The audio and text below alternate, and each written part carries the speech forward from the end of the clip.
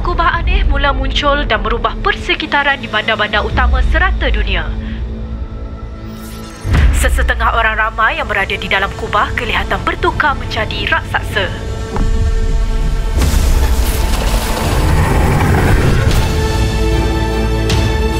Dari maklumat yang operatif Zila kumpulkan, alien penakluk akan gunakan Power Sfera untuk aktifkan kubah pengubah realiti. Prioriti kita adalah untuk hentikan mereka dari aktifkan Power Sfera tu. Inilah apabila realiti bertukar dalam dunia simulasi.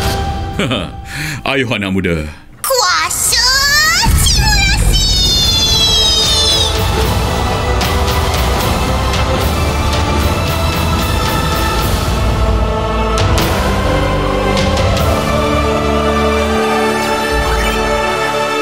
Papa, kenapa lambat?